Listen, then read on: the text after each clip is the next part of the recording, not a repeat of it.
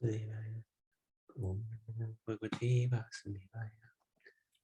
Hare Krishna, dear devotees, thank you very much for joining us today. Wanted to seek the blessings of Radha Madhav, Radha Shyam Sundar, Krishna Balaram, Gaunitai, Shri Prabhupada, Gurudev. So we continue with the overview of the 11th canto. Today we'll look at the 27th chapter. And this is 2 verses from that chapter. Very interesting verses.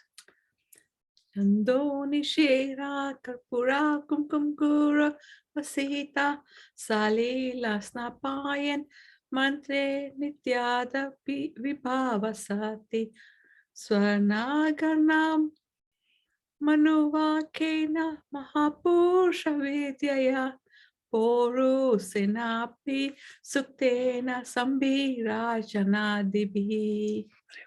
Translation: the worshipper should bathe the deity every day, as opulently as his assets permit, using water scented with sandalwood, usira root, camphor, kumkum, and agur. He should also chant various Vedic hymns, such as the Anuvak, known as Swarna Garma, the Mahapurush Vidya, the Purusha Shukta, and various songs of the Samved, such as the Rajana and the Rohinya. So these are instructions by Lord Krishna to Uddhav, how to worship the deity. And it's interesting how he says the worshipper should bathe the deity every day. So sometimes we see, especially in some of our temples, they bathe the deities maybe once a week, maybe once a month. But the instructions are very clear, actually. If we bathe every day, deities should bathe every day as well.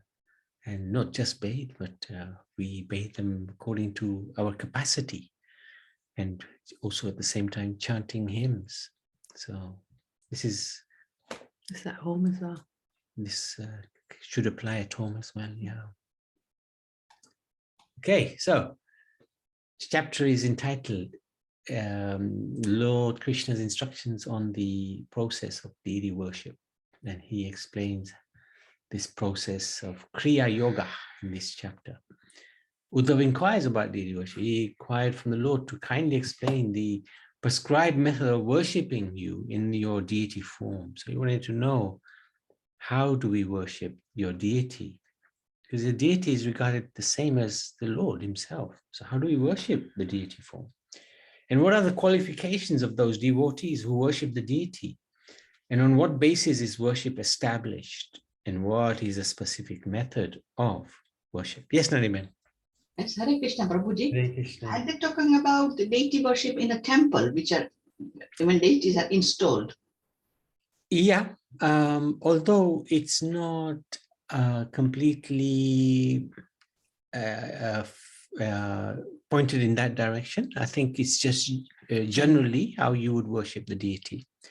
But this would apply in the temple for sure. Okay. Yeah.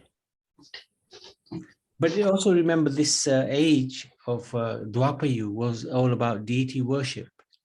So, you know, now, of course, the deity worship is not as prominent as the Nam Kirtan, doing the chanting of the holy names. All the great sages, such as Narad Muni, Vyasdev, Brihaspati, declare that such worship brings the greatest benefit possible in human life. The process of deity worship first emanated from you. This is Uddhav saying, and then spoken by the great Lord Brahma to his sons, headed by Bhrigu, and by Lord Shiva to his wife. Parvati, worship of you in your deity form is considered to be the most beneficial of all spiritual practices. Definitely in Dwapara Yuga, but in Kali Yuga, deity worship is there, but it's to enhance the chanting of the holy names. So Krishna replies. Prabhuji? Yes. Is there must be a system of deity worship in the ISKCON temples then, isn't it? Yeah. They use the Narad Pancharatra. Is it Pancharatrika. Pancharatrika, yeah. Okay. This is in this book. It describes a detailed process of worship, and there's books written on it. There's at least 3 or 4 books I know. Okay. Harisha Bhavan? Yeah, I'm sorry, but what is deity form? What it is? Deity means murti. Murti. Murti Niseva. Oh, okay. I write it down. Yeah. Yeah. Thank you. Thank you. Carry on. Thank you very much. Krishna replied, there may be many Vedic prescriptions for executing deity worship. So I shall explain this topic to you briefly. So a lot of the Vedas does talk about deity worship, mainly of the devatas. One should carefully worship me by selecting one of the three methods by which I receive sacrifice. So Vedas, Tantra, and or mixed. Yeah. Oops. Worshipping the deity in the deity form of the Supreme Lord automatically brings purity and satisfaction to the mind. Thus, it is a source of all desirable gains. So Krishna is saying this to Uddhav. If a person has no engagement in deity service, he will simply remain attracted to material sense gratification, and he will have no hope of giving up bad association. So even though this age is about Nam Kirtan, doing the holy name of the Sankirtan, still recommended that we have deities either at home or you worship the deities in the temple, because it becomes a focal point. It's almost guarantees purity. Very important. The personality of Godhead has given instruction amongst the regulations of Sattvata scriptures on the process of worshipping him as the bona fide deity. Brahma, Shiva, Narad, Vyas, and all the other sages have recommended this process described by the Lord as most perfectly beneficial for all the occupational classes and spiritual orders of human society. So the details of the deity of the worshipping process are as follows. There's quite a lot of detail now. So we're going to go into this detail. A twice-born person. Twice-born means somebody who's been initiated by a guru, has a guruvala, should worship me, his worshipable Lord, without duplicity, offering appropriate paraphernalia in loving devotion to my deity form. So whatever is naturally available and easily available, according to one's capacity, one can worship. To a form appearing on the ground, in the fire, in the sun, water, or even within the heart. The deity image, the ground, the fire, the sun, are all, yes, all of these items are all true locations of the deity's presence. So when we worship the deity, we are worshipping either metal deities or stone, marble deities, or wood deities, Jagannath. But actually, if we're simply looking at the deity and thinking this is wood, metal, marble, then that's all it is. That's all they are. But if we're thinking that this is the Supreme Lord, I'm right in front of him, then that is what will manifest within our hearts. So this image, the deity image, is very, very important.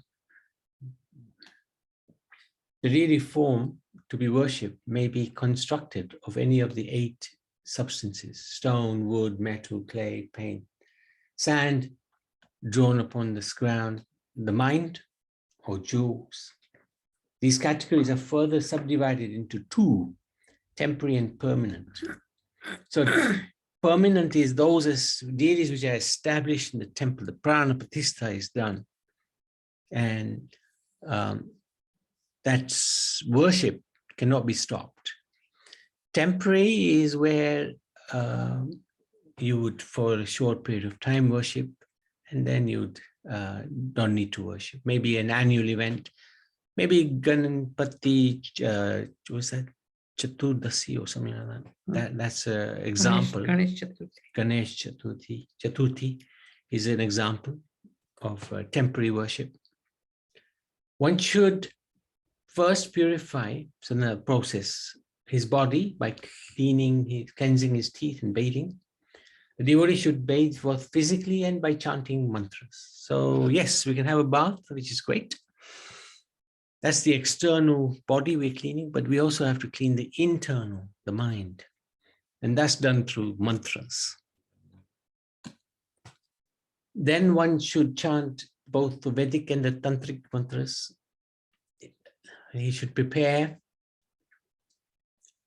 the sacred pot and vessel containing water for sprinkling, to sprinkle the area where the deity is being worshipped with the water. The devotee should sanctify the various parts of his body by touching them. He should do the same for my deity form. And then he should clean the deity of any old flowers or remnants of previous offerings, as well as the offerings that are going to be presented and his own body. So he should clean the deity, he should clean the area around the deity, he should clean the offerings, he should clean his own body, etc. It's generally done through achaman. He should decorate with various auspicious substances, vessels filled with water. By touching the various limbs of the deity and chanting appropriate mantras. The devotee should invite this super soul to join the deity form. This is almost like doing a prana pratishtha, but a temporary one. So the deity, the super soul enters the deity. The worshipper should first imagine my seat as decorated with personified deities of religion, knowledge, renunciation, opulence, and with my 9 spiritual energies. He should offer me water for washing the feet, water for washing the mouth, agya. One should worship in order the Lord's Sudarshan Chakra, his Panchajanya conch shell, his club, sword, bow, arrows, plow, his weapons, Kastuba gem, his flower garland, Srivatsa's curl of hair on his chest, all worshipable. One should worship the Lord's associates, Nanda and Sunanda, Garud, Prachanda. One should worship Durga, Vinayak, Vyas, Vishvaksena, the Guru, the demigods. All these personalities should be in their proper places, facing the deity. So it's important to understand deity is the focal point, but it doesn't mean we ignore his devotees. That's why we also take shelter of the devotees of the Lord by worshiping them. He should arrange a seat facing either east or north, or directly facing the deity. And the worshipper should bathe the deity every day. So that's the verse that we looked at. As opulently as his assets permit. He should also chant various Vedic hymns, such as the Purusha Shukta. So we're very fortunate. This Purusha Shukta is available on YouTube. So anytime we want access, that's there. And when we're bathing, it's good to have that in the background. My devotee should then lovingly decorate me with clothes, a Brahman thread, various ornaments, marks of tilak, and garlands. He should anoint my body with fragrant oils, all in the prescribed manner. He should faithfully present me with water for washing my feet and mouth. He should also give fragrant oils, flowers, unbroken grains, and incense, lamps, etc. That's arti, basically. He should perform the utterance of Gayatri at the prescribed juncture of the day. So there's 3 junctures, sunrise, noon, and sunset. Should sprinkle water on the vessels and other paraphernalia to be used in the worship. Water is such an important ingredient. Offer water for bathing the deity's feet, agya. Water for washing his mouth. Should offer fragrant oils, incense, lamps, flowers, and bhoga, food preparations. One should worship the Lord's personal servants, his consorts' energies, and the spiritual master by chanting the respective mula mantras. The worshipper should recite prayers from the Puranas and other sources and offer obeisances flat on the ground, begging for forgiveness, begging for benedictions.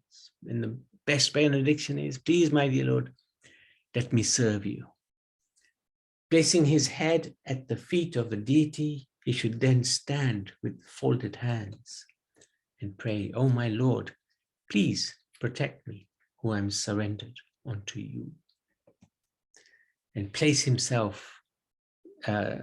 himself the remnants of the Lord's garlands. So Krishna has given a very nice systematic way to worship him in his deity form. And this is further explained in different books written by the acharyas, the previous acharyas. So that's quite an intense part of the Bhagavatam as well. In worshipping the temple deity, bathing and decorating are the most pleasing offerings.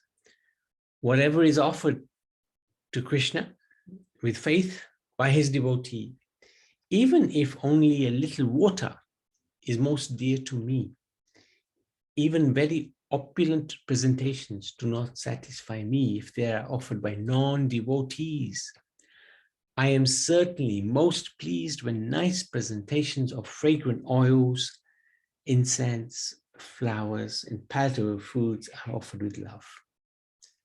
So it doesn't take much to please the Supreme Lord. He's very humble and he makes himself very accessible to us. So it's very easy. Some people may think, oh, you need so much money, you need so much bhakti, you need so much this, that. Yes, bhakti is good, but you don't actually need anything to serve the Lord. You can keep it very, very simple. Patram pushpam phalam toyami. Yeah, that's right. Offer me with love, a fruit, flower, water, leaf, and water. I'll accept it. Establishing the Lord's deity in the temple. The devotee should more fully establish my deity by solidly constructing a temple. He becomes pleased with that, along with beautiful gardens.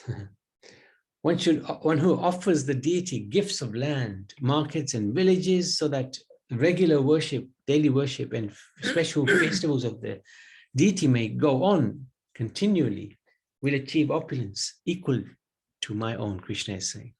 This is really phenomenal. So what are the results of deity worship? The following are the results of worshipping the deity. By installing the deity of the Lord, one becomes king of the entire earth. Of course, we're not really interested in becoming kings, but there are some phenomenal benefits. By building a temple for the Lord, one becomes ruler of the three worlds. By worshipping and serving the deity, one goes to the planet of Lord Brahma. And by performing all of these three activities, one achieves a transcendental form like the Lord. But one who simply engages in bhakti yoga, devotional service, with no consideration of fruitive results, attains me. So this is where Krishna is laying it out. Yes, deity worship is very important and you get so many benefits. But just somebody who is engaged in bhakti yoga and he doesn't want anything in return, he's already got me. But if one steals property and those who assist or approve of this, which has been given as charity to the deity or to the Brahman, he will have to take his next birth as a stool-eating worm. So this is a nice warning by Krishna. You have to be careful. So that's the end of chapter 27. Any questions, any comments, please?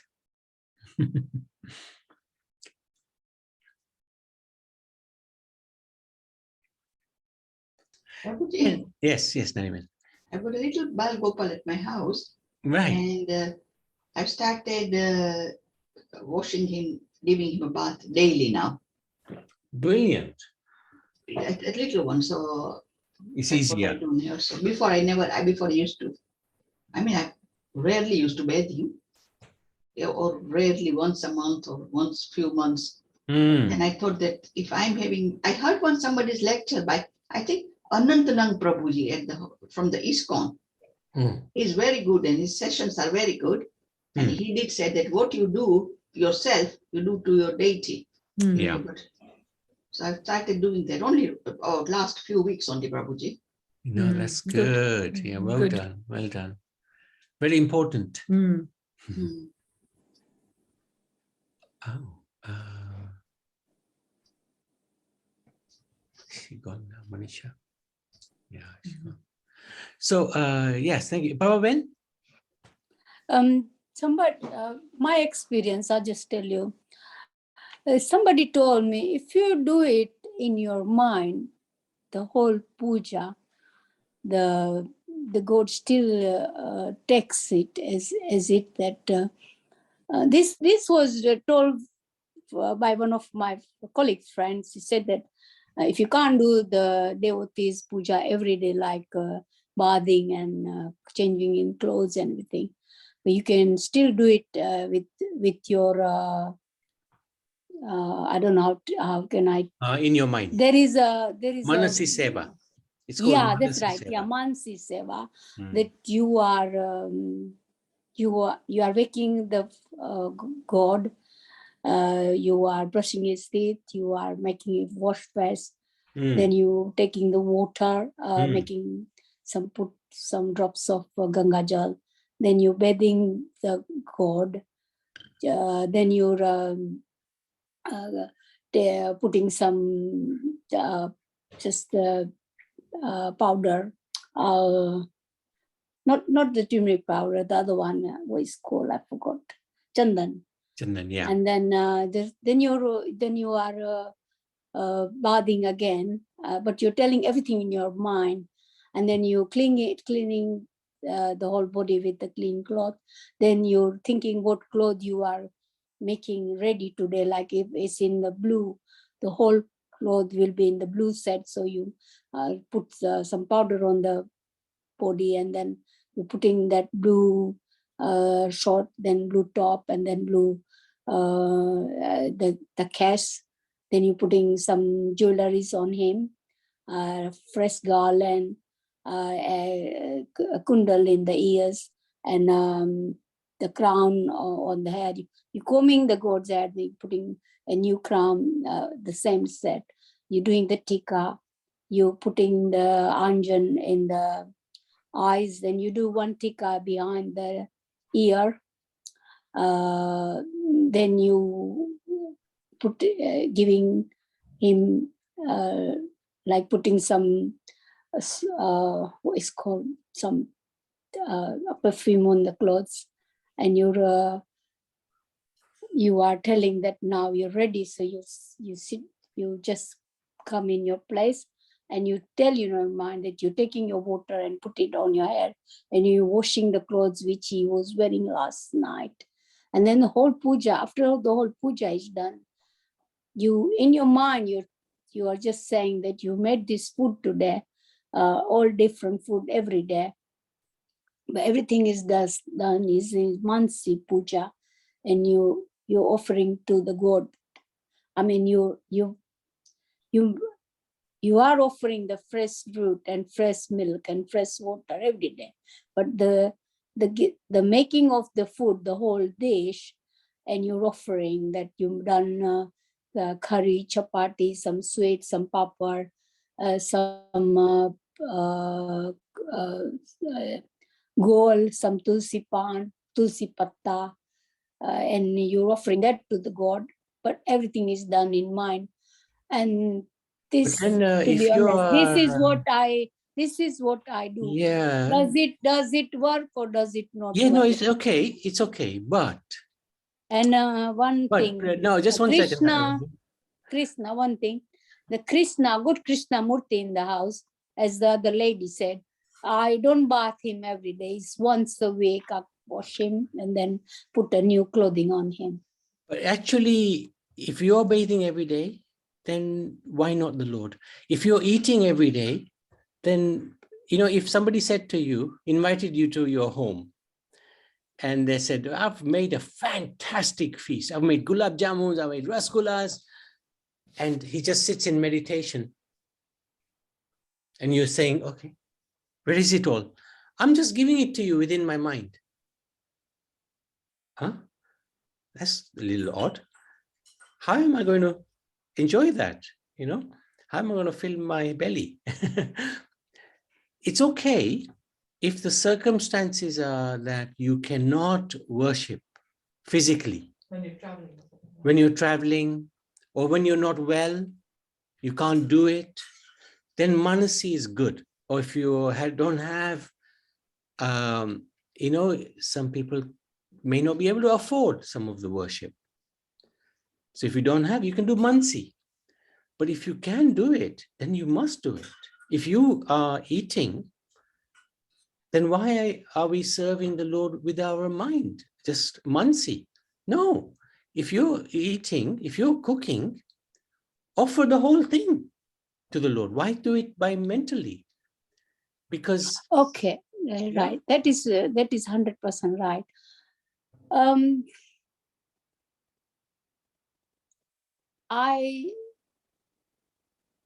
My son eat non-food in the house. yeah, but it's okay. That's why It's okay. I am It's okay. sometimes thinking God will my understand. house is not clean. God will understand.